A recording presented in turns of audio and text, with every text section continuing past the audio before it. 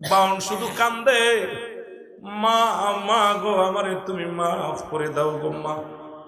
মা গো তোমার বাউন হাত হারাইলো, তোমার বাউন পা হারাইলো গো মা।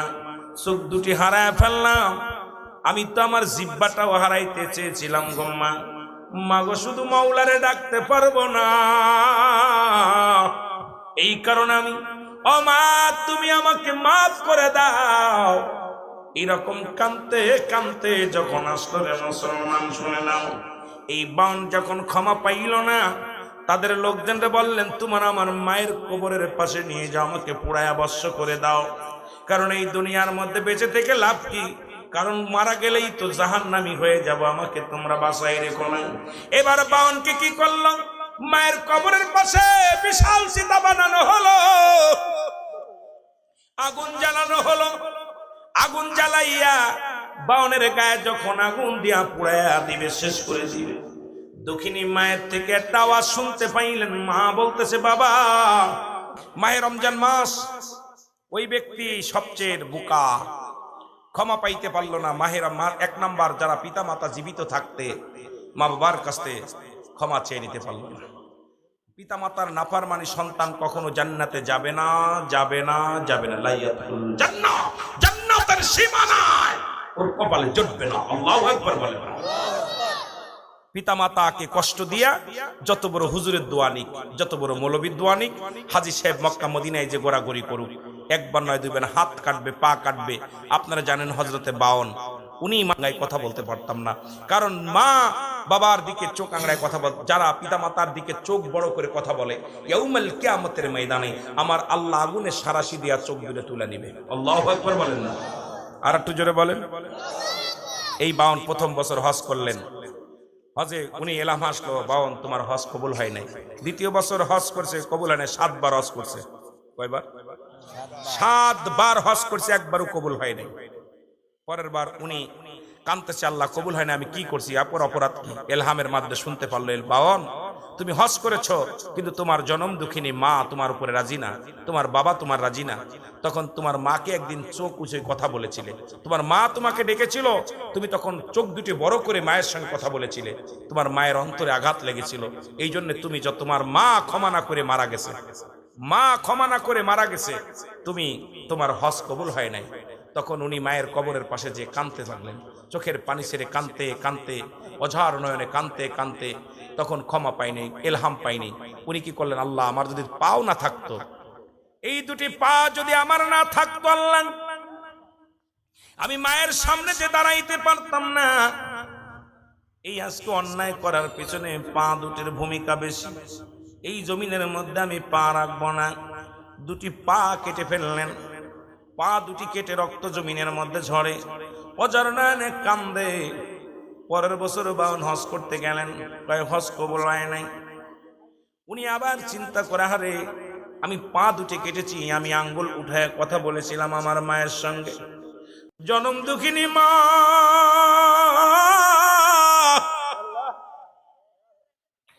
এই হাত যদি আমার আল্লাহ না দিত, আমার হাত কানারে আল্লাহ, আমার দুঃখিনী মায়ের দিকে আঙ্গুল তুলে কথা বলতে পারতাম না। উনি উনার হাত দুটি হারায় ফেললেন, কেটে ফেললেন। আল্লাহ হাত রাখবো না। ফেসবুক খুললে দেখা যায় হাত দিয়ে মায়ের গায়ে হাত তোলে, বাবার গায়ে হাত তোলে। যুবক বাবারা দিলের কান্ডা লাগা শোনো, কত যুবক মা বাবারে ঘাট ধাক্কা দিয়ে ফেলে দেয়, ঘর থেকে বাইর করে দেয়। এই বাউন কি করলেন, হাত কেটে ফেললেন, ক্ষমা পাইলেন না। আবার বললেন তোমার হজ কবুল হয় নাই। চোখের পানি ছেড়ে বল, আল্লাহ আমার যদি চোখ দূরে না থাকতো, আমি আমার মাকে এইরকম গরম দিতে পারতাম না, কষ্ট দিতে পারতাম না। নিজের হাত দিয়া দুটি চোখ কি করলেন, ডাক দিয়ে বললেন, দাসী আয়, কে আছে, আমার চোখ দুধে তুলে নাও। সঙ্গে সঙ্গে চোখ দুধে তুলে নেওয়া হলো। তারপরে চোখের পানি ছেড়ে কাঁদতে লাগলেন, কবুল হয় নাই। হযরতে বাউন গোড়াইতে গোড়াইতে মদিনায় চলে গেছে। সবাই হাজী ভাইরা মক্কা মদিনা ছেড়ে চলে আসছে। বাউন শুধু কান্দে, মা মা গো আমারে তুমি মাফ করে দাও গো মা। মা গো তোমার বাউন হাত হারাইলো, তোমার বাউন পা হারাইলো গো মা, চোখ দুটি হারায় ফেললাম, আমি তো আমার জিহ্বাটাও হারাইতে চেয়েছিলাম গো মা। মা গো শুধু মাওলারে ডাকতে পারবো না, এই কারণে আমি, ও মা তুমি আমাকে মাফ করে দাও। এরকম কানতে কানতে যখন আসলো রে মুসলমান, শুনে নাও, এই বাউন যখন ক্ষমা পাইল না, তাদের লোকজনরা বললেন তোমার আমার মায়ের কবরের পাশে নিয়ে যাও, আমাকে পুড়ায় অবশ্য করে দাও, কারণ এই দুনিয়ার মধ্যে বেঁচে থেকে লাভ কি, কারণ মারা গেলেই তো জাহান্নামী হয়ে যাব, আমাকে তোমরা বাঁচাই রেখো না। এবার বাউনকে কি করলো, মায়ের কবরের পাশে বিশাল সীতা বানানো হলো,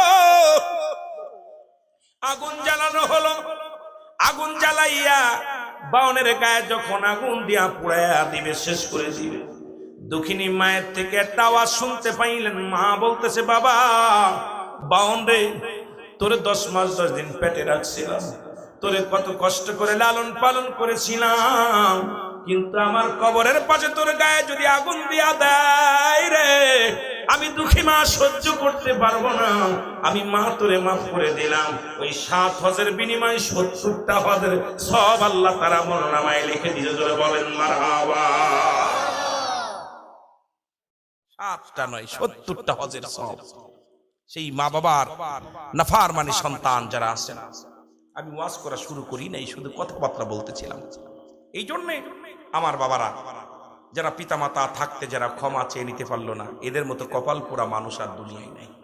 যারা অন্যায় করেছেন আজকে বাড়ি যাবেন, জান্নাতের গায়ে 2টি দরজা, একটা দরজার নাম মা, আর একটা দরজার নাম বাবা। দুটেই লাগবে, মাও লাগবে বাবাও লাগবে। আমি বড় আশ্চর্য হয়ে যাই যে বাড়ির মধ্যে লেখা আছে মা বাবার দোয়া, গাড়ির মধ্যে লেখা আছে মা বাবার দোয়া, ব্যবসা প্রতিষ্ঠানে লেখা আছে মা বাবার দোয়া, বুকার দলেরা বোঝে না মা বাবা দোয়া করলে জান্নাতের মালিক হওয়া যায়। জোরে বলেন ঠিক কিনা? কষ্ট হচ্ছে আপনাদের? একটু কথা বলেন জোরে জোরে, চিল্লায় বলেন আল্লাহুম্মা। আগায় বসেন না, আগায় আসেন, বাইরে বসে দেন।